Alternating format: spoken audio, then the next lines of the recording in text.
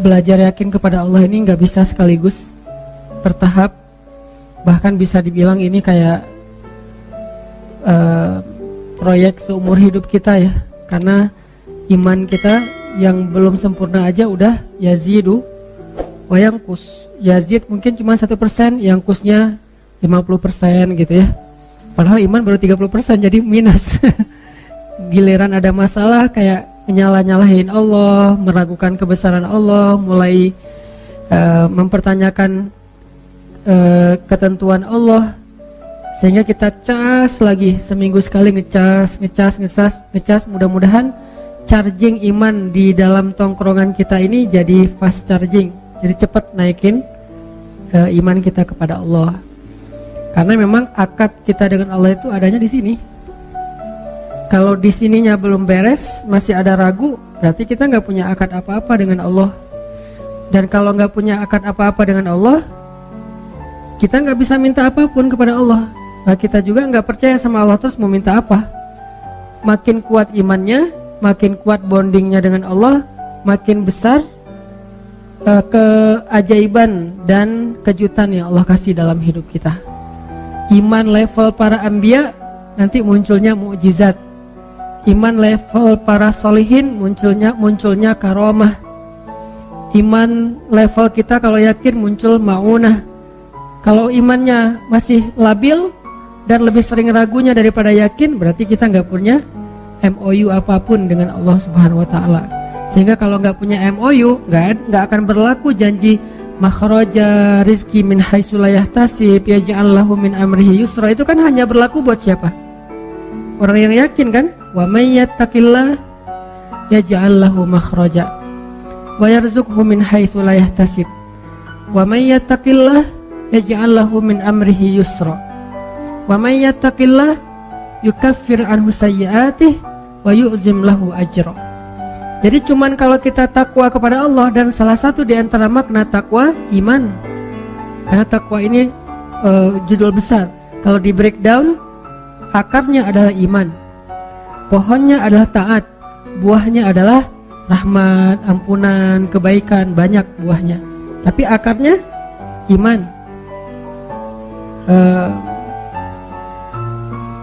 Alam tara kaifa daraballahu mathalan kalimatan thayyibah asluha sabit wa far'uha fis sama tu'ti ukulaha kullahinin biidzni rabbiha asluha sabit. Kata sebagian besar ulama tafsir tentang asli dari asluha sabit. Aslul itu jadi bahasa Indonesia, asal jadi asal. Kan bahasa Arabnya asl atau aslu. Asal terus jadi bahasa Indonesianya, karena nggak bisa bilang asal jadi asal. Asal-asalan. Asluha, asalnya sabit. Akarnya kuat. Dan apa akar dari kalimat itu? Akarnya adalah iman.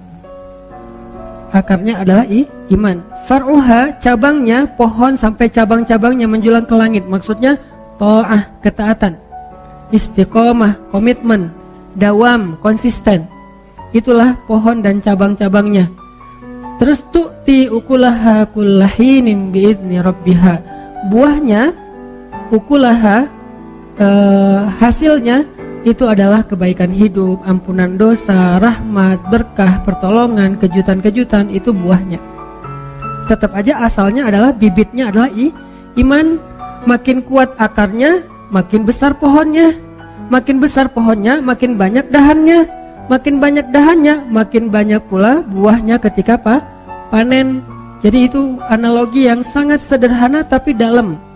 Jawami'ul kalam, bisa ditafsirkan dari berbagai macam dari berbagai macam angle. Sehingga kalau kita pengen hidup kita nyaman dalam kondisi sarro atau darro, Ya berarti balik lagi kepada asalnya apa? Ajaban li amril mu'min. Balik lagi kepada iman. Ajaban li amril mu'min. Inna amrahu kullahu khair. In asabathu sarra syakara fakana khairan lahu, in asabathu dharra sabara fakana khairan lahu.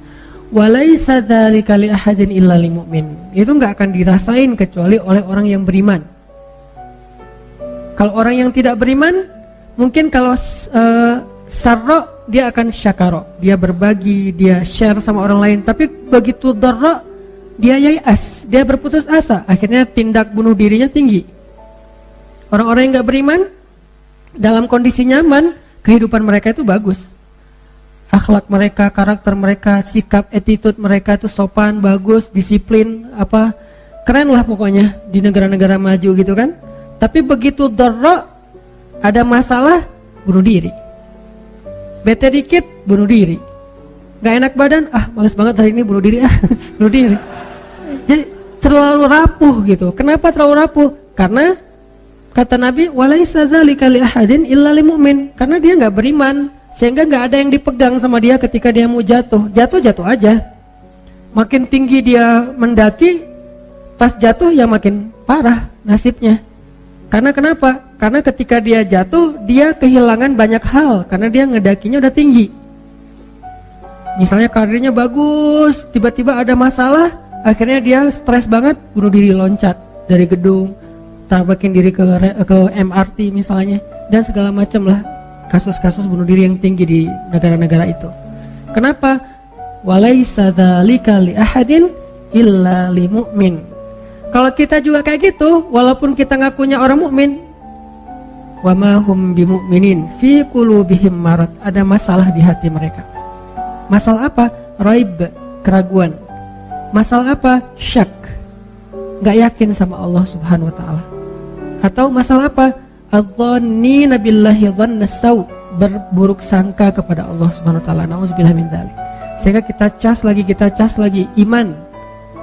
Dan dengan analogi-analogi yang tadi saya sebutin, di antara analoginya misalnya kalau kita datang ke sebuah smart city, kita merasa nyaman. Satu, gak khawatir kesasar. Kenapa kalau di smart planet kita gak merasa nyaman? Bukankah bumi ini smart planet dibandingkan dengan planet-planet yang lain? Kenapa? Karena Allah sudah membuat sistem di bumi ini udah paling smart, udah ketimbang dengan planet yang lain. Kalau misalnya kita diberikan kesempatan tinggal di planet yang lain, kita bakalan lebih effortnya tuh habis-habisan, mungkin gak akan survive. Kenapa? Karena bukan smart planet. Bumi ini smart planet satu-satunya mungkin di jagat raya yang luar biasa besarnya ini. Dan Allah tempatkan kita di sebuah smart planet yang udah disediakan segala macam, sistemnya tuh udah keren banget, semuanya jadi mudah buat kita. Kan mudah banget kan? Berjalanlah kalian di muka bumi, carilah karunia Allah dan segala macam, Allah mudahkan untuk kalian. Tidak ada satupun hewan melata yang jalan pakai perut kecuali Allahi rizquha, Allah yang menjamin rezekinya. Berarti kan sistem kehidupan di planet kita itu udah paling smart. Kalau di smart city aja yang dibikin sistemnya oleh manusia kita tenang. Kenapa? Karena udah smart, gak mungkin kesasar dong. Petunjuknya tuh kadang-kadang kita bisa, kalau kita pakai SIM internasional, kita bisa nyetir tanpa merasa khawatir kesasar karena petunjuk arah lalu lintasnya itu udah jelas banget. Nyetir aja sendiri di luar negeri, yang penting SIM-nya SIM internasional. Misalnya di beberapa negara yang masih menggunakan SIM internasional, jalan. Kenapa kok nggak khawatir kesasar? Pertama, udah ada smartphone. Kedua, tinggalnya di smart city. Ketiga, orang yang ada di sana semuanya smart citizen, yang kalau kita nanya mereka ngejelasin dengan baik, dengan senyum, dengan ramah, humble. Smartphone, smart city, smart citizen, smart car lagi kadang.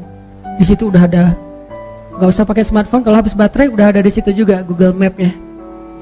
Dan mobilnya juga udah disetting, nggak boleh lebih dari 80 km per jam. Kalau kecepatan dia pasti akan stabil sendiri. Udah smart semuanya kan, nyaman ya. Jalan kemana-mana, makan segala macam, udah ada petunjuknya. Allah menempatkan kita di smart planet dengan bahasa apa? Alam yajidka yatiman fa'awah wa wajadaka dhallan fahada wa wajadaka ailan fa'aghna Bukankah Allah mendapatimu dalam keadaan sendiri? Sendiri ini jangan selalu diterjemahin itu ya. Sendiri di sini artinya nggak punya teman atau mungkin nggak punya kenalan. Alam yajidka yatiman, sendiri banget. Fa'awa, Allah datangkan keluarga. Dan keluarga di sini bukan cuma status, tapi dengan ikatan kasih sayangnya. Tiba-tiba ada seseorang yang paling mencintai kita lebih daripada dirinya. Siapa? Ibu. Allah utus ibu untuk kita. Allah utus ayah untuk kita. Allah utus keluarga untuk kita. Allah utus pasangan untuk kita. Bertahap.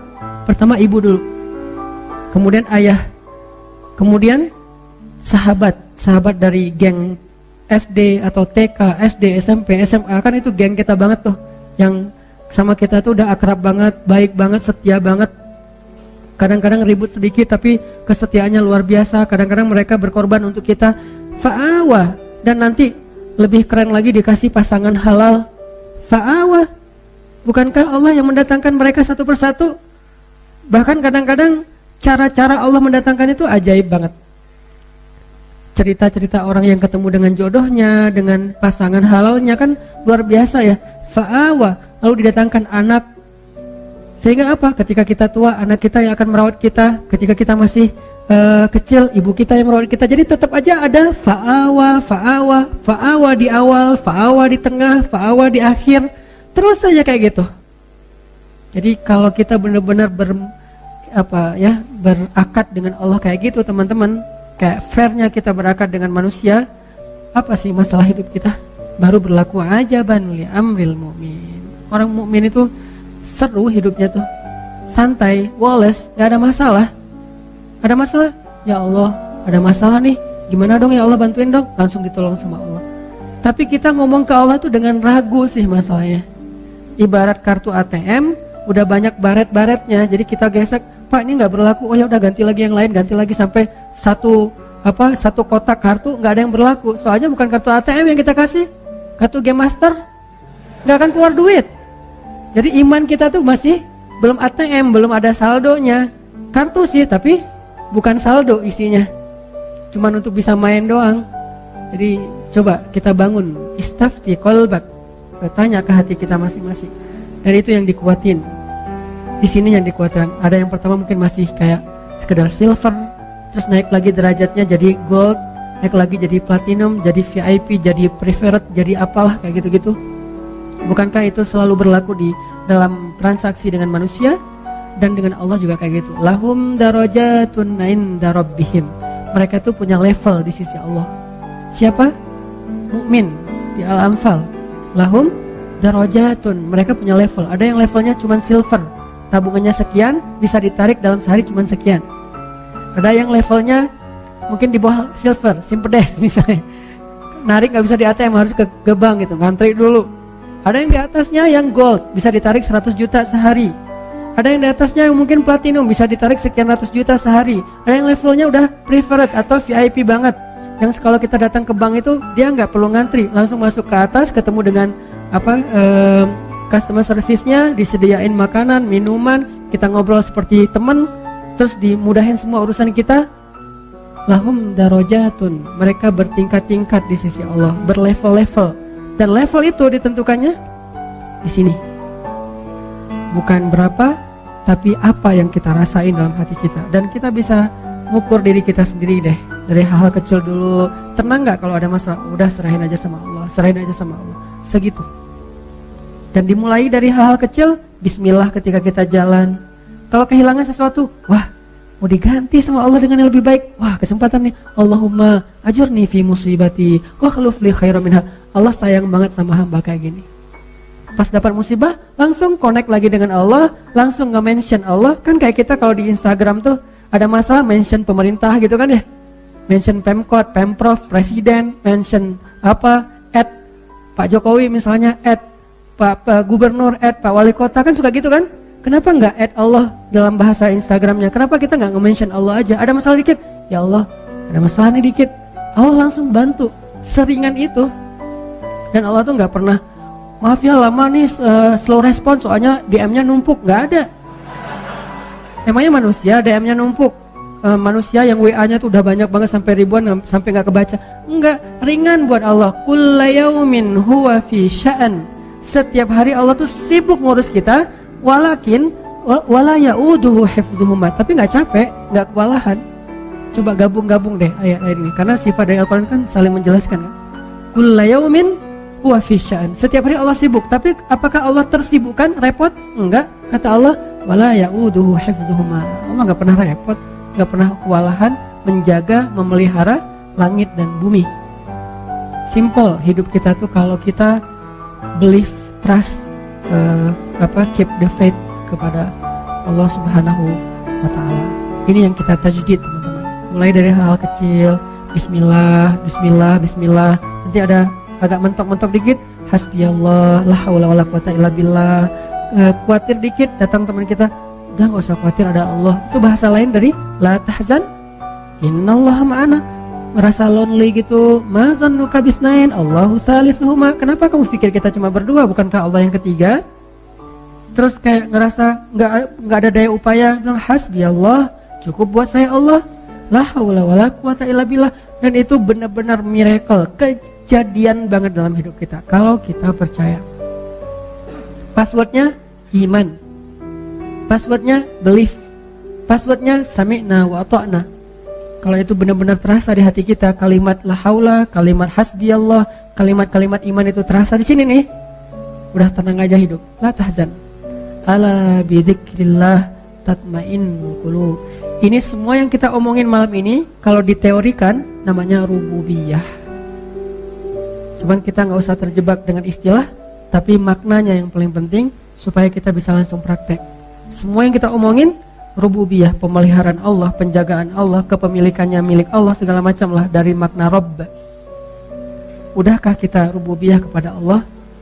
Apakah kita sudah Rabbani atau masih jadi manusia biasa? Kalau cuma jadi manusia, innal insana lafi khusr. Tapi kalau upgrade dari manusia jadi mukmin, illal ladzina amanu qad aflahal mu'minun. Manusia doang rugi, kecuali orang beriman. Beruntunglah orang yang beriman. Mudah-mudahan iman ini kita jaga terus, teman-teman.